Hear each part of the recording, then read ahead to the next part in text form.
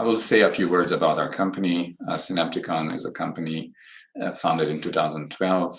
It is a growing team of more than today's 65 people from more than 25 countries. Our headquarters is in Germany, near Stuttgart, and we operate in China and in the USA.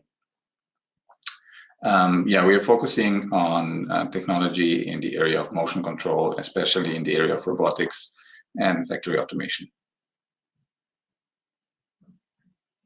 The agenda for today, and we will take a look at some requirements coming from the market, coming from the applications. Then we will take a look at some state-of-the-art robot actuator designs and how they have evolved over the years. And then I will, in the end, present some of our solutions that can boost your productivity when it comes to designing your robot. So let's start with the requirements, or where they come from. So application requirements coming from the actual field where the robot will be in the end used can be only retrieved by researching the target market and making application studies. There are also strict standards and certifications that need to be followed depending on the respective application. Going from these application requirements, we can derive general requirements for the product, requirements for the robot manipulator, and then also some special cobot requirements, let's say, and that have to do with human-robot interaction. The general product requirements are some things like lifetime certification, size, weight, efficiency. Robot manipulator requirements are mostly about the workspace of the robot, number of degrees of freedom, load, speed, accuracy. And for the cobot part, we have the ergonomics, the functional safety, the interaction functions, and also electrical safety. From these categories of requirements, or let's say these categories of requirements are strongly influencing the structural design, the joint actuator design, the sensor selection, control architecture, and the electrical design, as well as functional safety design, which we are not going to cover today as it was covered in one of our previous webinars. So let's take a look at structural requirements and design. In this picture, we can see a traditional high-speed, high-accuracy industrial robot. It's a 6-axis arm. Fundamental requirements for the structure of these robots are high stiffness, lightweight, and ingress protection from dirt and fluids around the robot. If we think about the cobots, there are some additional requirements that come. This is ergonomics, pinch safety, high degrees of freedom, let's say more than 6 axes. So this means that the design of the robot, or let's say the mechanical design, the outer shell, needs to be designed in a special way. The human should not be able to pinch themselves in the structure of the robot, so it's better to do not use any parallel structures or any structures where the hand of the user could get stuck and get pinched. If you compare maybe with the other robots, we can see clearly there is a H-shaped form in the in the middle of the robot where you could put your hand and the robot could pinch you. While in this design we have a clean outer shell, which is maybe not the stiffest, but it's safe and clean. Over the years, the designs have evolved, and starting with 2003, where the DLR has presented the LVR3, there are some standards that have been established. In the lightweight robot, or let's say cobot area, mostly zero backlash lightweight strain wave gears are used. Also, full hollow shaft design is used, usually for all actuators. This means that we have a hollow shaft reducer, hollow shaft torque motor, motor brake, and position encoders. And this is resulting in a very compact actuator design. Here we see an image of a universal robot UR3E wrist joint. Here as well, we have an integrated joint with a hollow shaft to guide energy supply and communication cables through. So we can agree this is a standard way of building cobots. Of course, there are other alternative designs, but today we're going to focus on this kind of design. So let's look at the joint actuator design. So the process of designing the robot always starts with selecting the gears, as these are they are part of the structure of the robots. They define the speed, the torque, and also the workspace of the robot together with the kinematics. Today, almost exclusively strain wave gears are used. In this animation, you can see the working principle of these gears.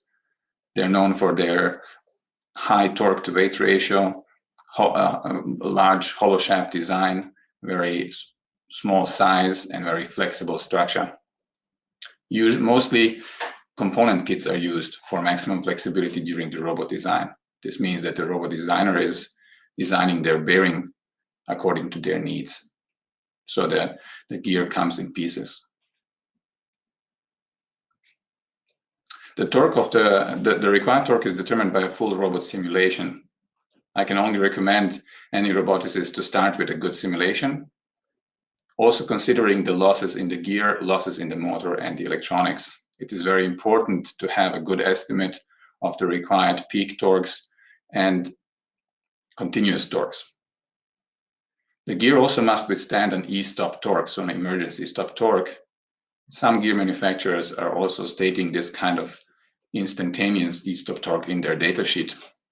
It is very important to closely work together with your gear manufacturer, as an oversized gear will cost a lot and add a lot of weight to the robot. This kind of gear, the strain wave gear, is recently available from many brands. Traditionally, we have the harmonic drive, but then we have also Nidec, Shimpo, Sumitomo, Ovalo, Schaeffler, and so on. So there's a lot of choices on the market to choose from, and a lot of innovation is happening in this area as well. The next point would be the motor selection. After selecting the gear, a proper motor should be selected to go along with this gear. I would say that the peak torque and the rated speed are the most important parameters of the motor. Why is that? In robotics, we are constantly accelerating and decelerating. So we are making use of the peak torque of the motor. On the other side, we are not really needing a high overall power. So the average power, the nominal power of the motor doesn't really matter a lot in this kind of application. So focusing on the peak and on the rated speed is important. The rated speed is an important parameter, as this is the speed where the peak torque is usually declining, or from which point the peak torque is usually declining. So watch out for this parameter. On the right side, you can see a diagram of a torque constant, and you can already recognize it's not a constant. So using the motor in the peak area also requires more current than the torque constant suggests. You should consider this during your design, also considering that the drive that is needed to also apply the needed current needs to be sized properly to achieve these peak currents. So we can say choose a peak motor current to be slightly below the maximum acceleration torque of the gear. The motor should not be able to damage the gear easily. Like I said, the rated motor torque is less relevant due to a very low duty cycle in the robotics applications, and also a very high gear friction. The gear friction is helping decelerate the robot and further reduces the current load on the motors. So the average current used during the full cycle is relatively low compared to the peak. Normally in motor datasheet, we have a 1-to-3 relationship between a rated torque or current and the peak torque and current. In robotics application, this ratio is usually 1-to-5. So it means the rated torque is usually of the application is lower, much lower than the rated torque of the motor. Nevertheless, there are some considerations you should make, namely the temperature of the robot. You want your users to touch the robot safely and the operation to be pleasant.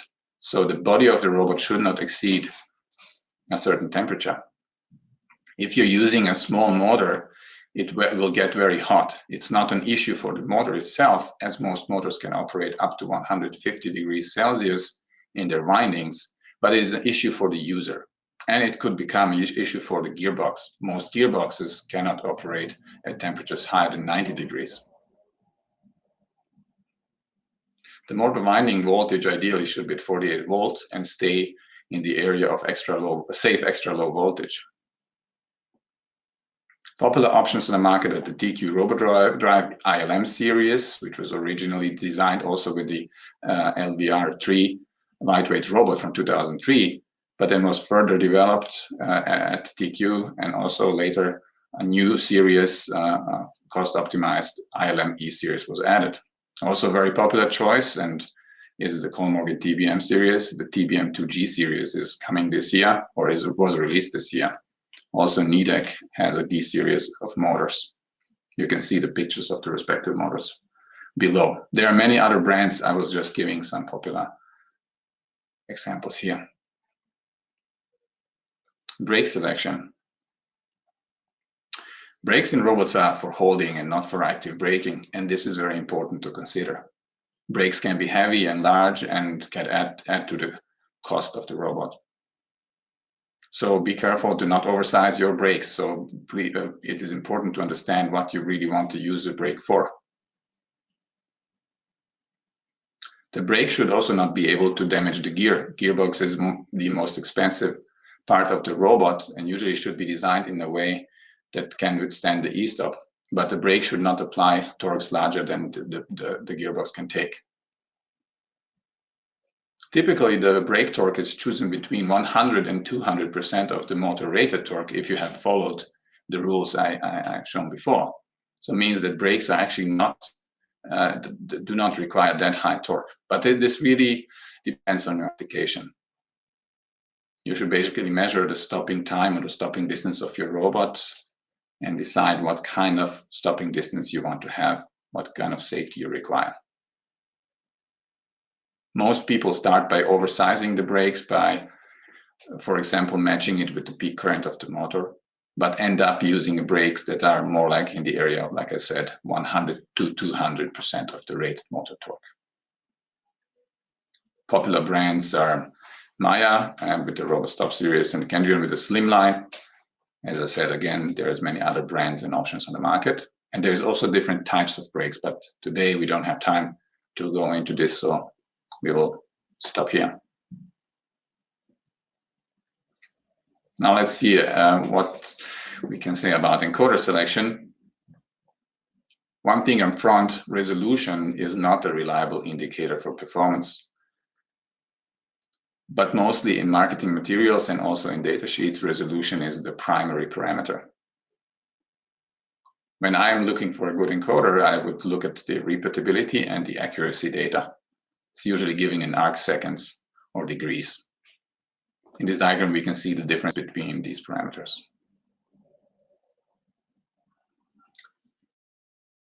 So let's look at some popular options. Absolute magnetic encoders are most popular. They're inexpensive, robust, and simple to install. They have a relatively high accuracy, about 150 arc seconds, which corresponds to 0.04 degrees. And calibration of these encoders can further increase the accuracy, as these encoders have also very high repeatability that goes down to 20 arc seconds. Optical, reflective, and inductive encoders can be used for high-end applications. They have a significantly higher accuracy, even lower than 40 arc seconds, depending on the brand, and also have a very high repeatability. Another important parameter for choosing an encoder is the interface. There's many different standard interfaces, serial, incremental, and so on. If you're choosing a serial interface, it's important to have a high sampling rate. So for example, higher than 16 kilohertz.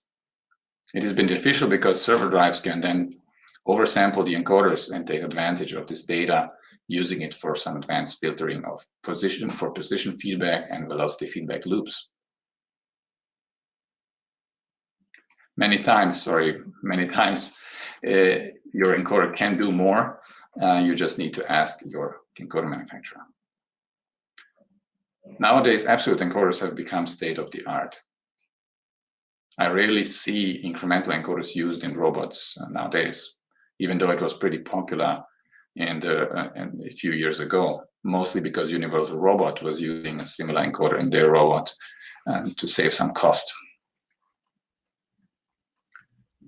Usually 2 encoders are used in cobots. Because of the non-rigid structure of the strain wave gear and the robot itself, measuring the position on the gear output is beneficial for control. It can be used for many other purposes, but more about this later. So we have a motor encoder for commutation and for velocity feedback. And then we have the joint encoder for absolute joint position control feedback. Here are some available brands and options on the market. One of the most popular is the RLS Axim 2 family, which is on the market since some time now. But there are other brands offering magnetic, reflective, inductive options. Synapticon also delivers a dual encoder as part of the circular drive. It's a magnetic absolute encoder, which comes with 2 discs, respective for the motor and for the gear output, and they're all integrated in the servo drive. I will show this in detail later. Drive selection. There's a lot of things to consider when selecting the drive, but I will look at some basics. Like before, when we select the motor, we look at the peak torque. For the drive, it's the same story.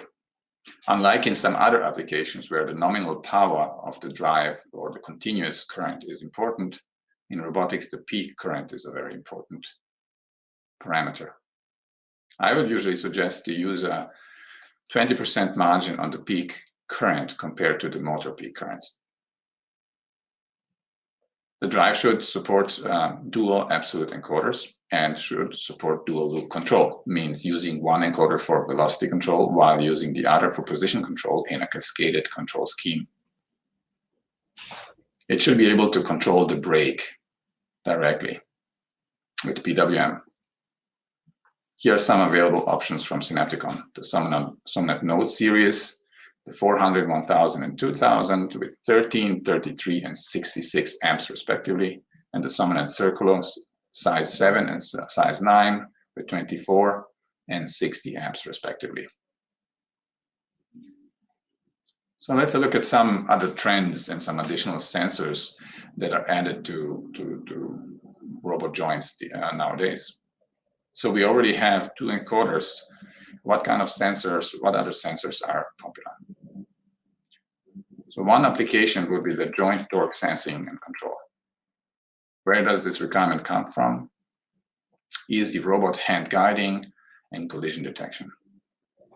For easy robot hand guiding, measuring the forces and the torques directly at the joint output or at the load gives us a huge advantage in controlling.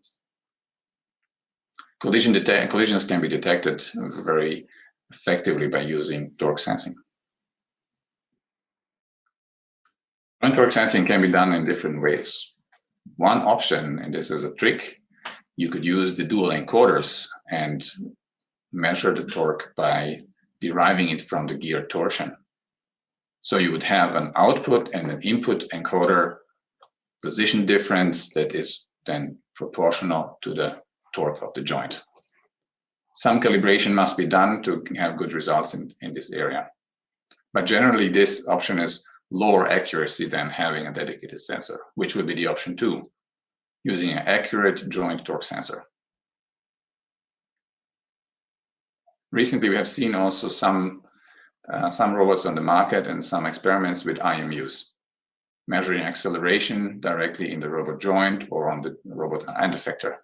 This is a very effective way to also detect collisions and also to enhance the control of the robot. Let's look at the influence on system architecture. So we have chosen a lot of components, and now we need to put them somehow together and make them part of a larger system. So this is our box, this is our actuator. We have our gear, it's a hollow shaft gear. We have our motor with an integrated temperature sensor, usually for protection. We have a brake, a primary encoder for the motor, encoder for the gear output. Then let's say we add an IMU. It's not a standard, but let's assume this is a newer robot. And we have a torque sensor that's measuring the accurate torque of the joint. Now, if we look at all these components, all of them need to be connected. So we can see there is at least 7 connections, each of them containing multiple cables. For example, motor needs 3 phases, brake needs 2 cables. Encoders sometimes need up to 7 lines to be connected. So it's a total of 7 connections with a lot of lines. And now, of course, we have all the lines from upper joints of the robot that need to pass through the lower joints. So this is now only 2 joints, and we already have a lot of cables. And imagine you will have 6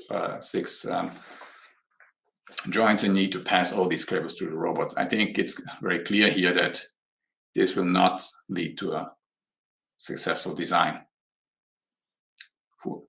If you have ever designed a robot yourself, you might have learned that cables can be a big mess and a big issue for the project. Unreliable and also sometimes impossible to manage. In German, we call it Kabelsalat. So how do we solve this Kabelsalat? This recipe is not from Synapticon, like I already shown. Already in 2003, DLR has decided that these drives, servo drives, need to be added to the joint directly and also act as a local I/O interface for all these sensors, and also take advantage of the sensor data for better joint control, as well as share this data through a field bus with higher level controllers.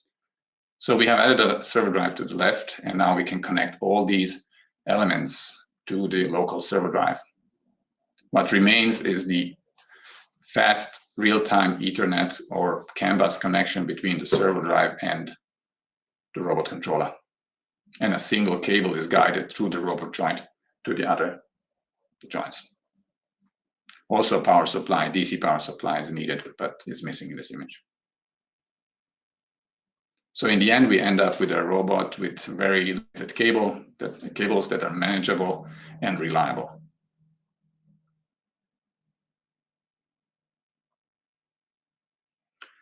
So now we have seen some fundamental choices we can make for brakes, motors, gears, and encoders. So let's take a look at some solutions that Synapticon has developed over the years while learning from our customers. As I already mentioned, we are designing, producing servo drives for robotics applications, and here you have a brief overview of our portfolio. We have a generic line of drives on the left side called the SOMANET node, and the more specific circular series that was made for hollow shaft designs. So what is circular? Circular is more than a servo drive. It combines a joint encoder, a motor encoder, and the servo drive in one product. So you can see on the bottom, there are 2 magnetic discs. One can be used for the motor feedback and the other one for the joint position feedback.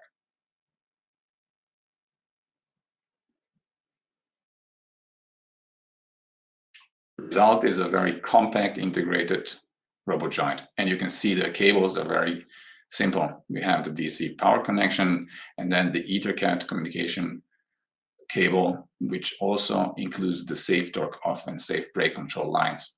This means in total we have 2 cables going through the entire robot. So no more Kabelsalat. We offer the product in 2 sizes. One is the 92 millimeters and the other one the 72 millimeters outer diameter with a 40 and 20 millimeter hollow shaft. So now you're maybe asking yourself, why do you need such a large hollow shaft even though we have such a limited number of cables? You can use this space for many other purposes. For example, guiding pressurized air to the end effector, additional Ethernet cable for gigabit Ethernet for adding vision and cameras to the robot. So there is a lot of innovations being done in this direction, and there is never enough space. Here are some specifications of the 2 circular drives. I will not go into detail. One of them has a peak current of 24, like I mentioned, the other one 60. Both of them feature a high-speed EtherCAT interface. Both of the sizes have 2 integrated absolute encoders, of which one is a multi-turn battery-based system with 19 and 20 bits respectively. Both drives have a certified STO SBC functions on board and come with an optional safety over Ethercat option and 13 more safety functions. Here is the overview of order numbers for this product. So you can order the product with 1 or 2 integrated encoders or completely without encoders and connect your own high-resolution encoders. You can connect up to 2 external encoders of any brand or interface. Circulo is optimized for mechanical integration. We have already mentioned the large hollow shaft design.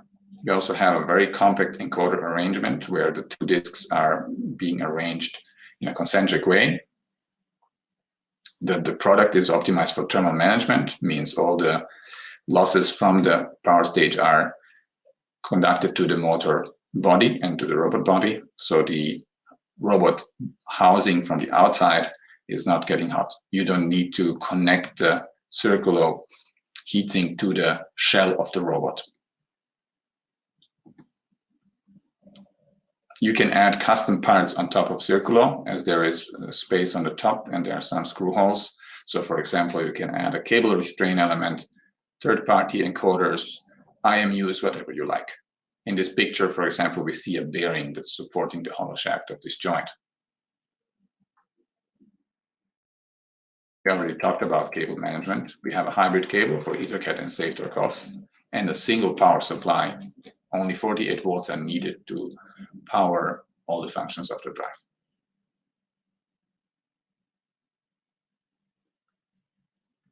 So here we can see a short motor cable connection between the drive and the motor.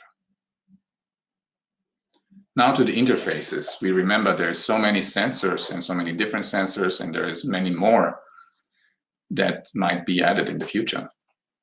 So we have all the interfaces on board that are required. First of all, the brake control with PWM that can offer 1 amp continuous current for the brake and 4 amps peak for opening the brake, and then holding it with a reduced PWM, reduced voltage. We support 2 external encoders of different interfaces, absolute and incremental. We have 2 analog inputs, which can be used for connecting any analog sensor, including torque sensors, 6 GPIOs, where we also support SPI, I2C for custom sensors, like for example, digital torque sensors or IMUs. We also feature a single 24-volt isolated input, which is used for touch probe applications. Motor temperature sensors can be directly connected to the drive. KTY and PD1000 types are supported. The drive features a programmable resistor that can enable any other type of sensor. And there is a new feature. It's actually a firmware feature, but it uses RGPIO connections. And this is the control of digital LEDs. Signaling is important in collaborative robots, as you want to share the intention of the robot with the user. Why adding additional PCBs and electronics to the drive, to the drive system or to the robot, if the servo drive can already manage the LED ring? So with the 5.1 firmware, we are already shipping this LED control feature. Last but not least, the safety functions. Like I said, we won't dive into safety today, but I will say a few brief words. The basic safety functions are safe torque off and safe brake control. Additionally, we are adding drive integrated safe stop functions like SS1 and SS2, SOS, SMS, and SLS. These functions are mostly used in applications other than robots. Safe torque off and SBC are essential for all robot applications. But then we also share the safe process data on the FSLE safety over Ethercat bus, safe velocity, position, and torque. This is essential to implement Cartesian safety functions for collaborative applications. Like I said, this was covered in another webinar, so today I won't go into detail. Also see here an image of a robot where we can basically, using the safety functions, monitor the TCP of the robot, the tool center point, and the elbow motion. I will skip the next following slides as they belong to the safety section. And I will say thank you for your attention. And now I'm hoping for questions and good discussions.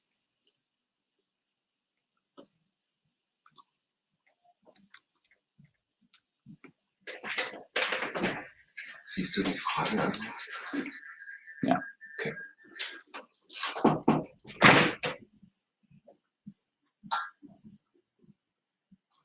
So I'm going to look at the questions here.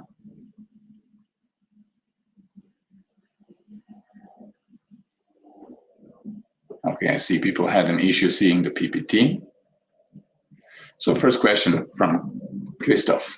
If resolution is not a good measure of accuracy, what accuracy can be achieved with these encoders? In my slides, I had some accuracy data. For example, the integrated encoders of Circulo have around 100 arc seconds. After calibration, this value can be maybe further decreased. Some higher end encoders can also go down to 20 arc seconds, for example. This is for the accuracy, and the accuracy depends a lot on the encoder mechanical mounting. So for example, if you have a magnetic encoder and you don't mount it very well, your absolute accuracy could reduce a lot. So your mechanical design and your production process is important for achieving a high accuracy. Some encoder principles have also built in calibration to avoid this problem.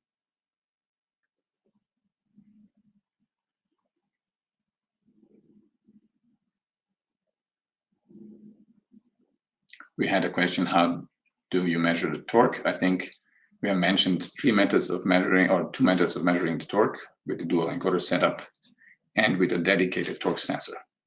The dedicated torque sensor usually uses strain gauges attached between the gear output and the load.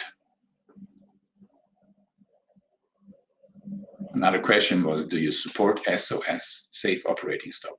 Yes. SOS function can be implemented both with speed monitoring and position monitoring.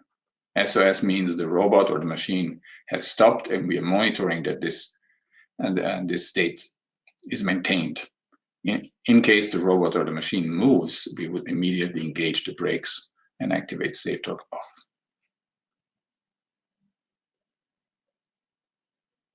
We have a question for TJJ. Can customer use the external torque sensor to close torque loop in the driver? We have been partnering with torque sensor manufacturers for some time, and some of them have a custom firmware that can do that.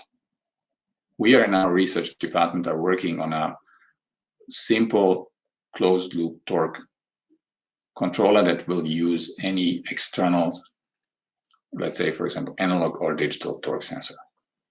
So this feature is not available for everyone now, but it will be available soon. So if you're interested in this feature and helping us develop it and test it, then you should contact me. Question from Clemens. Torque sensing via motor current is not feasible? Yes, of course. You can estimate the motor torque based on the current.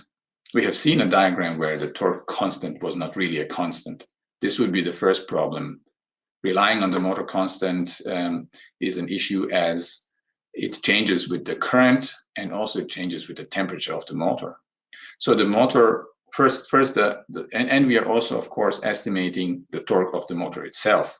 Then we have the gear and the basically behind it. And the gear is also a highly nonlinear system.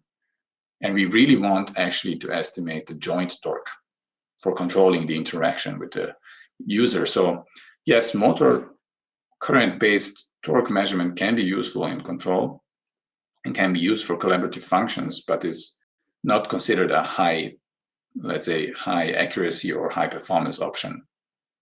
I could also imagine using the motor current-based torque estimation together with a dual encoder torque estimation using some kind of filter combining and fusing this data together to achieve a better result than just relying on the motor current. Question from Hannes S. Is there a bearing on the circular? The bearing that was shown in the images is freely choosable by the customer. So you don't need to use this bearing. This bearing was, in many designs, is used to support the hollow shaft, which is also where the encoder is mounted to. So we have a stable position of the encoder disk. But some robot designs have a bearing in a completely different place and don't require this additional bearing on top of circular. Nevertheless, circular allows you to mount your bearings on top of the heatsink, as it is a precision milled CNC machined part and has centering pins and screws to add your bearing system on top.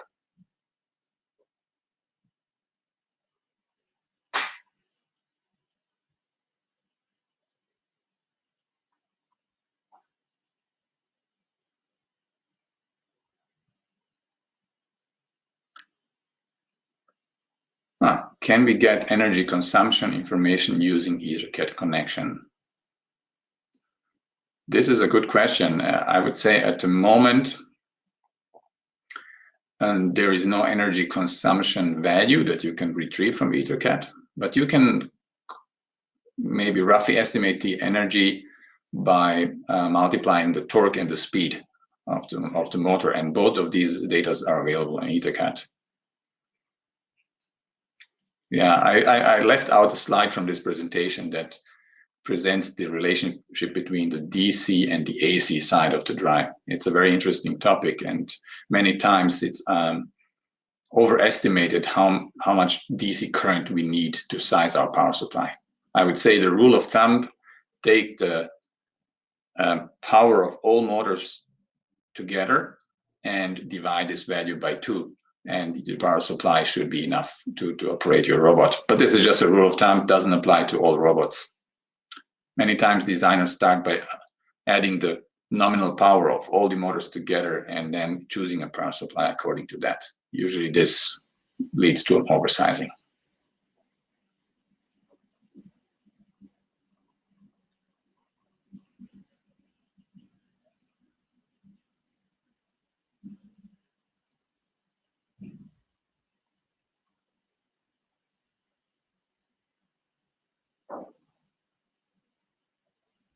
I see a lot of thank yous. I'm trying to see if there is another question.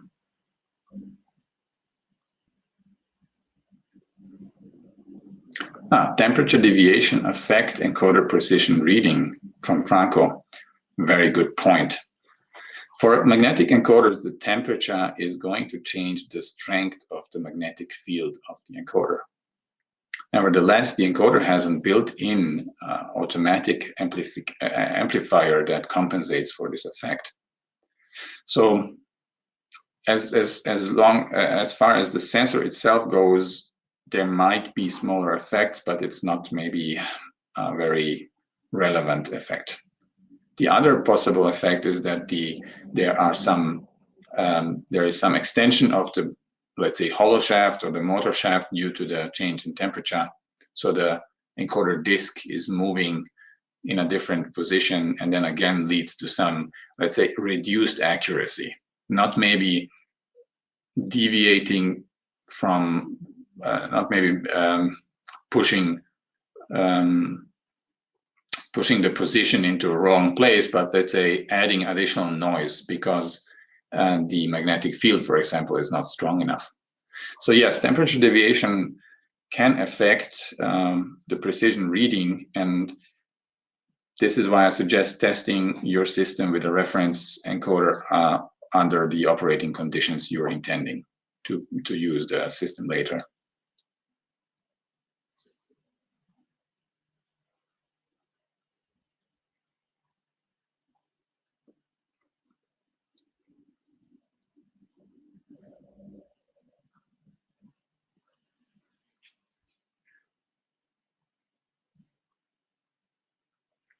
A question from Lucas. How should I monitor TCP velocity to make it safe?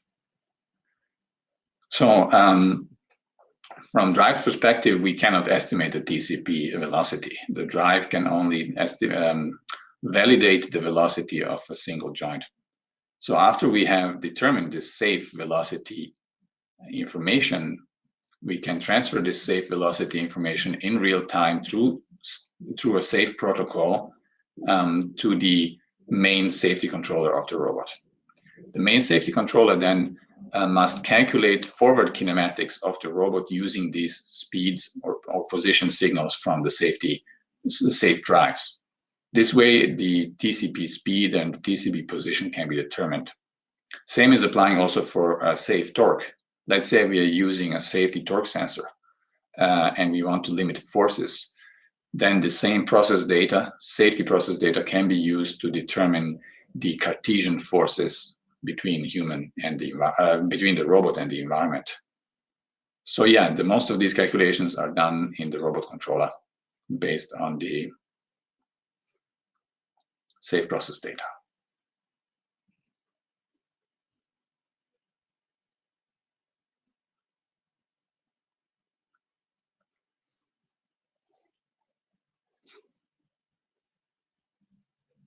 Thank you, Lucas, for the question.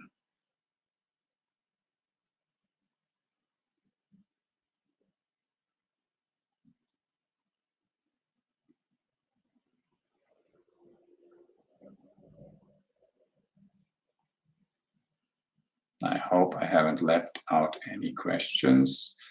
I will wait for another minute if there is a new question.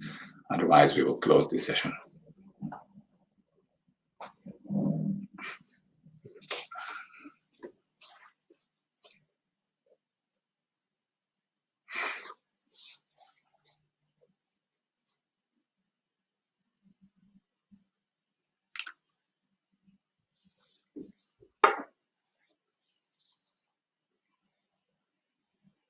Max is asking, can the circle be suitable for high IP rated actuators, underwater, high pressure circle? So high IP rating, let's say under normal pressure conditions, let's say above sea level, is of course possible, but this is to be achieved by building a housing around the circle. We also have some suggestions on what connectors can be used, and if you need any help choosing the right connectors, you can contact us. When it comes to underwater high pressure applications, this is a very special environment where sometimes even some oils are used around the electronics to maintain pressure in the housing. We had some customers testing this for themselves, but these projects were confidential, and I don't know about the results. But generally, I would say if you're interested to go to the extremes, we are very, very well interested to help you with that.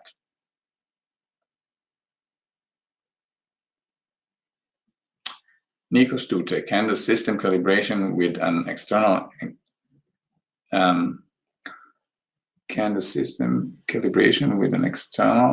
guess external encoder be done with the circular itself, or we need an external system?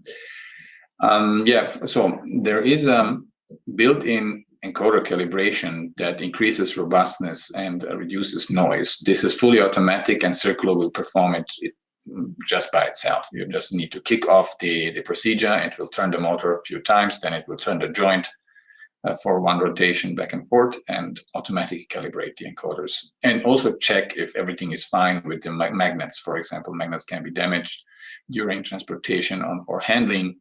So these kind of procedures are fully automatic. Then we are working now on some further calibrations that will be added that can benefit from the fact that we have two encoders, but I can't say much about this today. Otherwise, using an external system for calibration always works well, of course. MMR, do you have demo kits for testing? Of course, you can contact sales for a demo kit. If you need help choosing a motor and an encoder for your demo, we are very glad to help you with that.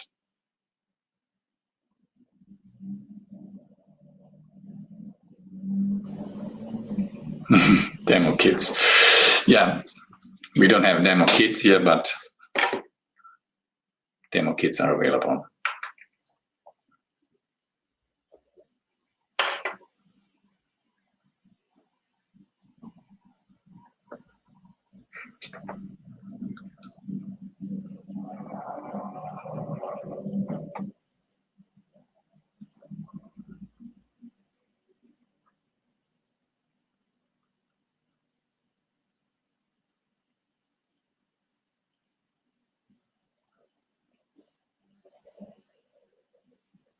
Okay, I think we have no more questions. Thank you very much for attending our webinar. I hope it was helpful.